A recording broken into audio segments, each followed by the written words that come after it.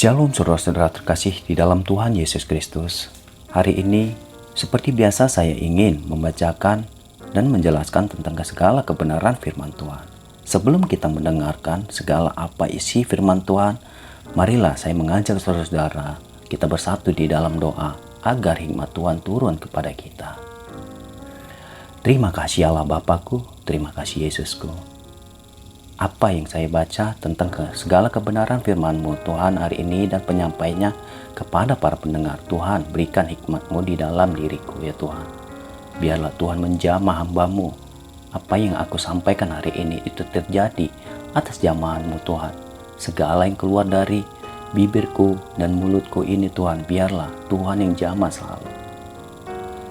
Tuhan menjamah juga hati para pendengar. Biarlah mereka terjamah hatinya untuk selalu lebih ingin mengetahui segala tentang isi kebenaran firman.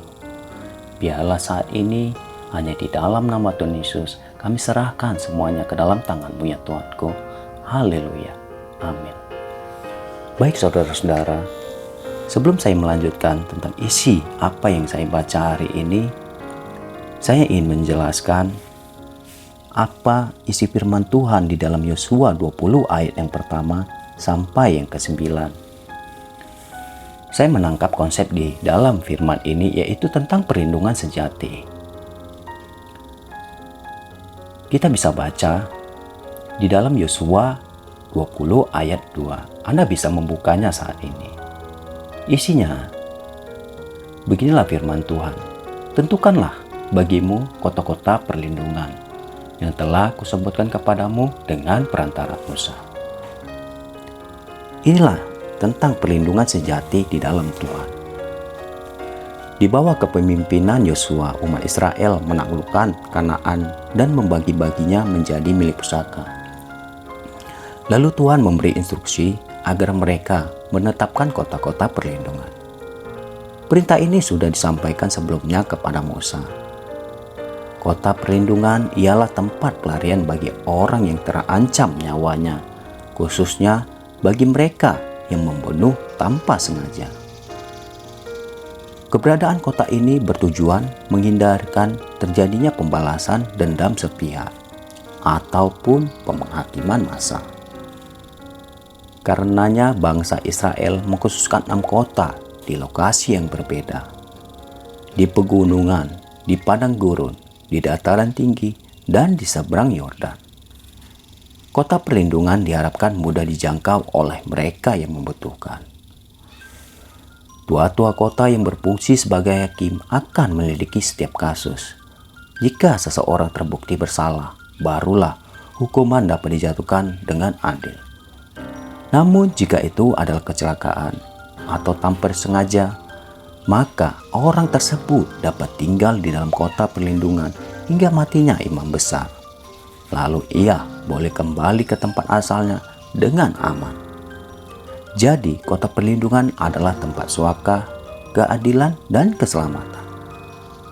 Konsep ini juga banyak dalam ayat Alkitab Mazmur untuk menggambarkan Allah yang adalah tempat perlindungan sejati umatnya. Perjanjian baru mengajarkan kita bahwa kota perlindungan kita bukanlah sebuah tempat, melainkan satu pribadi, yaitu Kristus. Di dalam Dia kita beroleh pengampunan dosa dan jaminan keselamatan. Mungkin saudara-saudara hari ini terlalu bersandar kepada baik itu hal dunia, kepada manusia, ataupun hal-hal yang bisa membuat saudara merasa nyaman. Tetapi semua itu terkadang ada rasa kecewa yang kita rasakan saat kita bersandar kepada hal itu semua. Saya mengajak saudara-saudara, apapun masalah kita, baik di dalam pekerjaan dan orang-orang di sekitar kita, kita selalu menyadarkan segala pemikiran itu dan selalu mengutarakan hal-hal kita pribadi kepada manusia. Biarlah apapun masalahmu, bawalah itu di dalam doa untuk meluahkan isi hati kita kepada Tuhan. Tuhan mengetahui apa keluh isi hati kita, apa permasalahan yang kita hadapi, bukan kepada manusia, walaupun itu orang-orang terdekat kita. Kita bisa sharing dengan Bapa kita yang dalam surga. Kita akan merasakan suatu ketenangan yang begitu indah saat kita meluahkan itu semua. Tuhan akan memberikan jawaban melalui hal-hal yang tidak terduga dan tidak terpikirkan oleh kita. Sandarkanlah segala apapun masalahmu kepada Tuhan, bukan kepada manusia dan hal-hal dunia. Biarlah Tuhan yang memberikan jawaban itu semua. Saya berpikir lebih baik kita bergantung kepada Tuhan daripada kepada manusia. Karena Tuhan tidak akan pernah mengecewakan. Tuhan bukan memberikan cobaan-cobaan kepada kita yang di luar dari segala apa yang kita pikirkan. Dia memberikan segala apapun jalan itu baik tujuannya karena dia mengetahui apa yang terbaik bukan buat kita. Mungkin cara berpikir kita tidak seturut dengan apa yang kita minta dengan Tuhan. Tapi Tuhan lebih mengetahui apa sebab dan akibat akan terjadi kepada kita yang Dia lakukan. Bukan dengan menyalahkan Tuhan. Kadang saya secara pribadi ada rasa seperti itu, di mana satu hal yang saya minta kepada Tuhan itu tidak terjadi sesuai dengan keinginan saya. Karena Tuhan lebih mengetahui apa yang terbaik buat kita dan buat saudara-saudara. Baik di dalam keluarga kepada anak-anak saya. Yang terkadang apabila saya mempunyai masalah, saya selalu mengutarakannya dengan istri saya.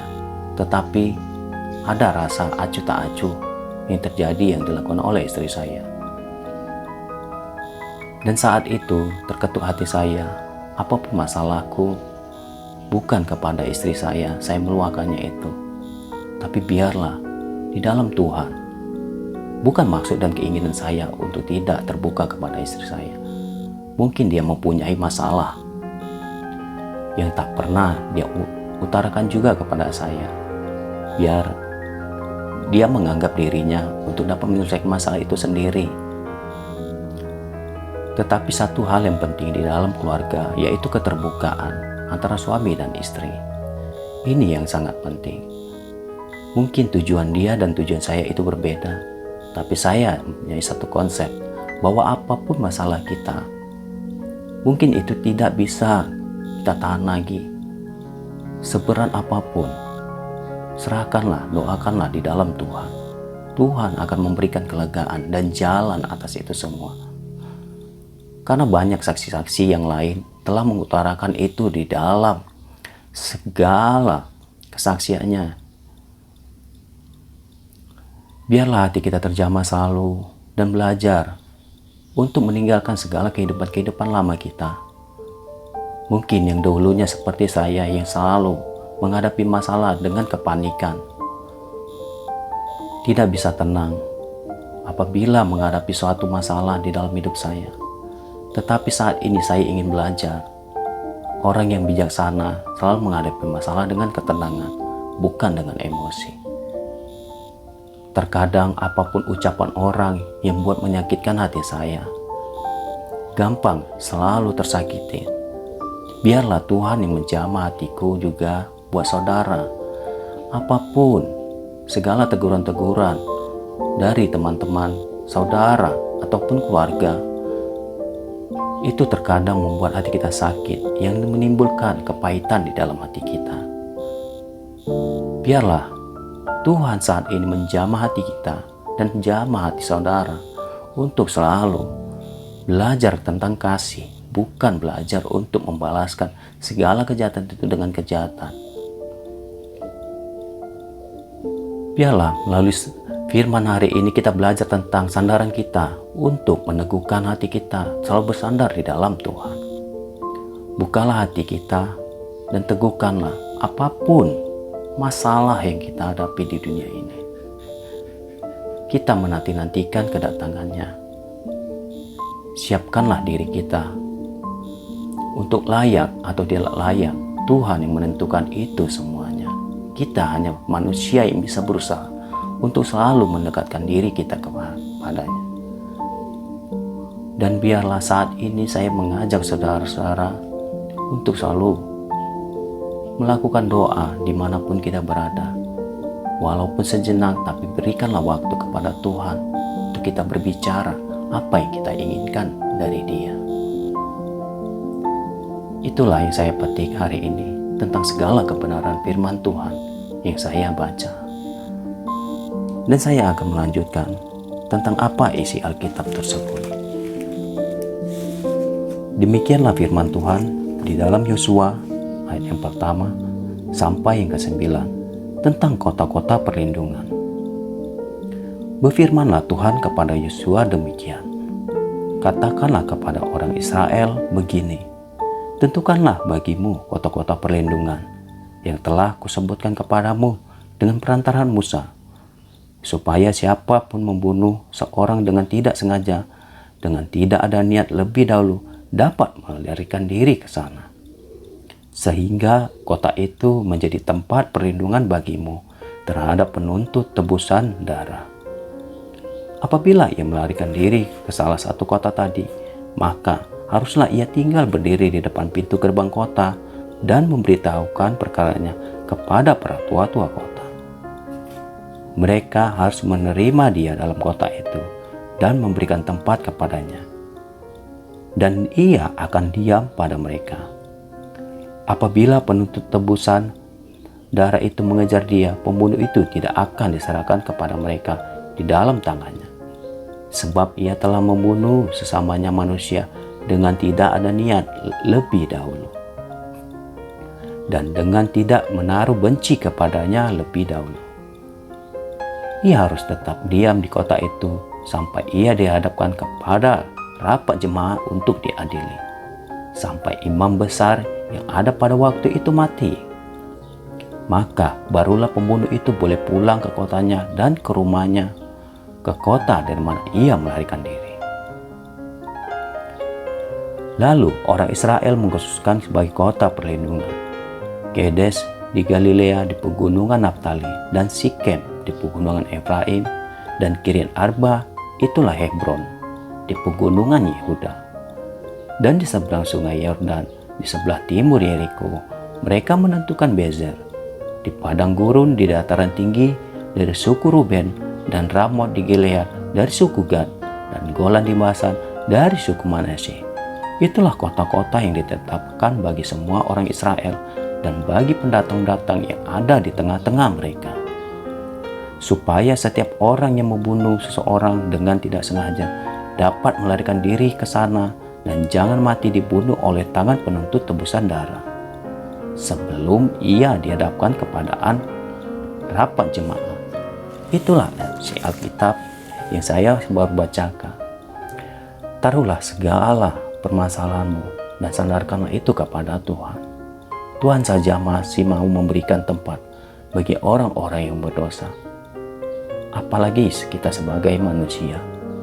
Siapkah kita untuk melepaskan segala kehidupan lama kita dan menjadi manusia di hadapan Tuhan? Biarlah hati kita semakin terjamah dan semakin terbangun untuk selalu berkembang di dalam Tuhan, bukan dalam hal dunia. Saat ini biarlah kita bersatu. Saya mengajak saudara-saudara untuk lipat tangan dan tutup mata. Kita bersatu di dalam doa. Terima kasih Allah Bapa. Biarlah Tuhan, apa yang kami pelajari tentang segala kebenaran firman-Mu hari ini, kami belajar bersandar di dalam Engkau, bukan kepada manusia ataupun orang-orang terdekat kami. Bukan berarti kami tidak mengajukan mereka, tapi biarlah sepenuhnya Tuhan, Engkaulah andalan di dalam hidup kami ya Bapa. Berkati juga Tuhan buat para pendengar. Engkau yang menjamah hati mereka, berikan kesetiaan di dalam mereka. Bukan seperti HP yang selalu dicas saat dia lemah, tapi biarlah hidup kami selalu diperbarui setiap hari. Tuhan yang memberikan hikmat, segala apapun pikiran, ucapan kami, biarlah itu menjadi berkat bagi diri kami dan orang-orang di sekitar kami. Biarlah kasih-Mu selalu setia untuk hadir di dalam hidup kami. Terima kasih Allah Bapa. Karena-Mu lah kami dapat melakukan di luar dari pikiran kami apapun yang Kau kehendaki dalam hidup kami. Inilah firman-Mu Tuhan. Inilah pengetahuan yang kami pelajari untuk belajar cara untuk dekat berkenan di hadapan-Mu. Biarlah saat ini apa yang kami dengarkan, apa yang kami baca, ini tertanam selalu dalam hati kami. Terima kasih Bapa, terima kasih Yesus, kami serahkan seluruh kehidupan kami ke dalam tangan-Mu saat ini. Haleluya, amin. Terima kasih saudara-saudara, masih tetap selalu setia mendengarkan segala kebenaran firman Tuhan. Mungkin saya sampaikan ini sangat terlalu sederhana, tapi saya berdoa kepada Tuhan, biarlah Tuhan menjamal melalui apa yang saya sampaikan kepada saudara-saudara. Dan biarlah hanya di dalam nama Tuhan Yesus, Tuhan memberkati hidup saudara dan saya. Haleluya, amin.